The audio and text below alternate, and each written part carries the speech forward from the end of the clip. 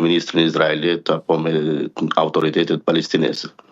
Kjo është e rëndësishme të ceket që Franca do ta ketë një rol të rëndësishëm në konfliktin, në fundin e konfliktit në lindjen e mes Izraelit dhe Gazës.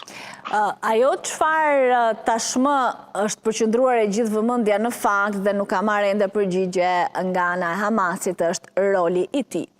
Edhe Franca, kur deklaroi se do ta njihte shtetin palestinez, kishte një kusht që Hamasi nuk duhet ketë asnjë rol, duhet pushoj së ekzistuari qoftë të krahë ushtarak, qoftë politik. E njëjta gjë është edhe në planin e Donald Trump. Kjo kam përshtypjen duhet jetë ndoshta edhe një nga pikat më problematike në gjithë këtë planin e madh të paqes. Po, për ata francez tojnë shumë gazeta prestigjioze këtu në Pariz dhe për gjatë këtyre ditëve ka pasur shumë spekulime, se natyrisht që sot është një ditë historike, mirë po do të ketë shumë spekulime në të ardhmen, se do ta shohim, e përdorin fjalën flu, që i bjen se mund të ketë shumë turbulenca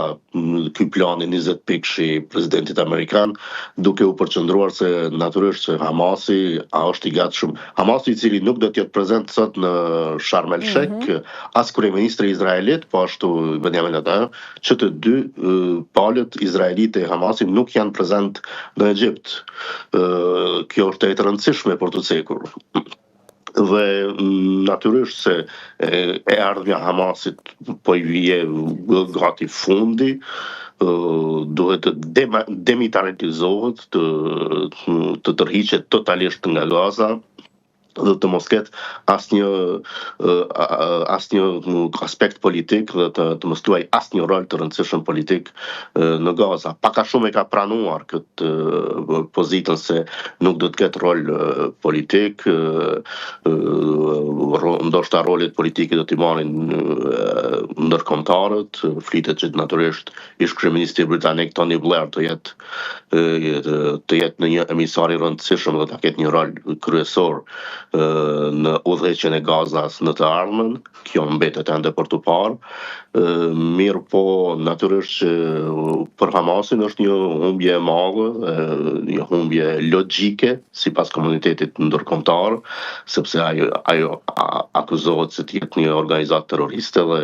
i tërë komuniteti ndërkombëtar dhe Bashkimi Evropian, liderët evropian nuk kanë dëshirë që të bashkëpunojnë me liderët e Hamasit. Mirë po natyrisht që ndoshta Donald Trump dhe ekipi i tij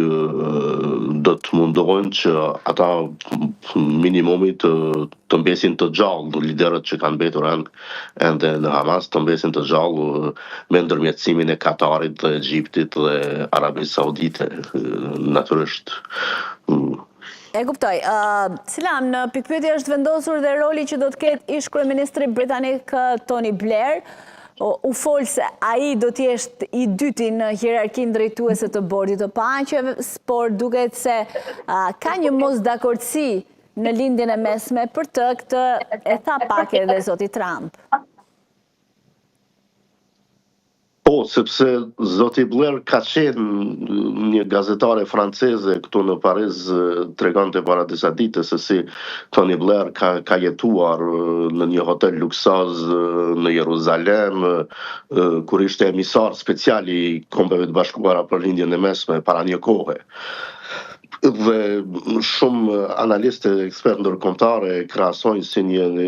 njeri që ka dështuar në planin e tij ndërkombëtar dhe sidomos e kaluar atij me Irakun dhe luftën në Irak në vitin 2003, britanikët nuk ja kanë falur zotit Blair gënjeshtrën me ish presidentin amerikan Bush duke sulmuar Irakun për armë kimike të cilat nuk kanë qenë asnjëherë, nuk kanë qëndruar asnjëherë. Edhe vetë Tony Blair ka bërë pak a shumë mea culpan e tij edhe në autobiografinë e tij se e vërtet që ndoshta ka bërë gabim në ndërhyrjen në Irak. Dhe natyrisht duke u pasur parasysh se imazhi i tij në lindjen e mesëm nuk është aq saj pozitiv siç është tek ne në Ballkan, posaçërisht në Kosovë, është pikpyetje se cili do të jetë roli i tij dhe sa do të jetë diplomacia e tij në lindjen e mesme, edhe pse natyrisht që Tony Blair është një kryeministër britanik të jetë i respektuar nga liderët evropian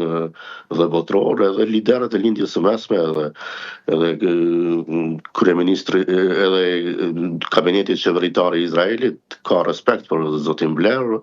dhe mund të jetë një protagonist serioz në punën e tij. Mirë po, në opinionin publik, në mediat